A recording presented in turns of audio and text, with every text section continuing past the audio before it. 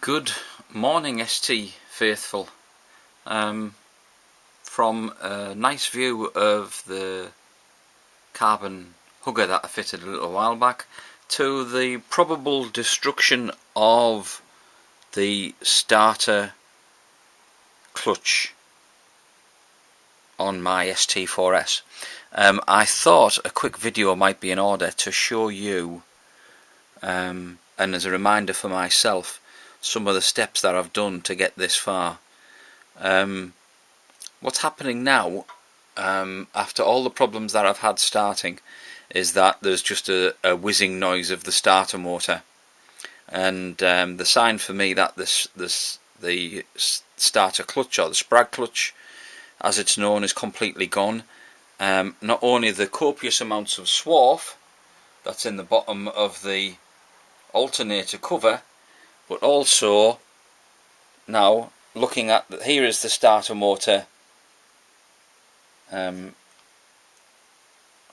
assembly, and when I try to move this piece here, it can move backwards and forwards without any problem at all.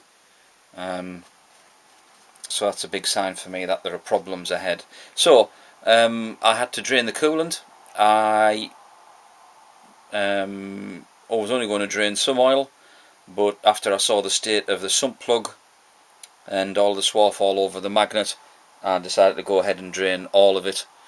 So there is a plug on the outside of the cover for draining the coolant down. So I did that. Coolant hoses off to get out of the way. Then working round, clutch sleeve had to come off because there's a bolt that sits behind it that would stop the cover from being released. The crank sensor has to come out, which is just sitting there at the moment, and that's what the crank sensor looks like, if anybody's not seen one before. The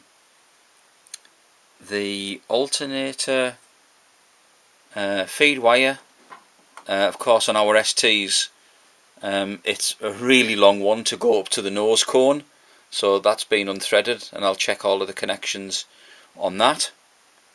What else had to come out of the way? I can't remember already. There are 13 bolts around the outside, and the advice I was given was to use a piece of cardboard. Well, I had some styrofoam lids laid around, so what I did was I drew the my rough version of the crankcase up and marked the bolts, and as I took them out, put them in the places, and I'll probably measure them so I know what the depths are.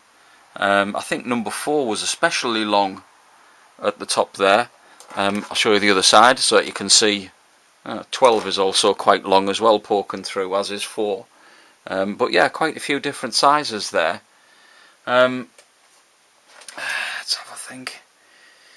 No, it wasn't too bad. I needed to buy a puller, which is at the bottom there, and there was quite a lot of resistance to overcome from the magnet effect of the alternator. So the next thing I have to do is get the crankshaft nut off and pull the flywheel and the clutch assembly, but I can see already that there's quite a lot of swarf underneath there, and in the absence of anything else, I'm pretty sure, well, I don't know, I need to take it apart and see if there's any damage to the timing ring on the back. But yeah, that's about it. The only other thing I'm going to do while I'm at it, I'm going to renew some hose clips, and also the 2 sensors. I believe the rear sensor here is playing up a little bit, so I'm going to change both of them out. That one and the forward one here as well. I think it's a no-brainer not to change it out while I'm at it, and hopefully I won't find any other nasties. So that's it for the meantime. Maybe more later, providing nothing goes wrong. Night night.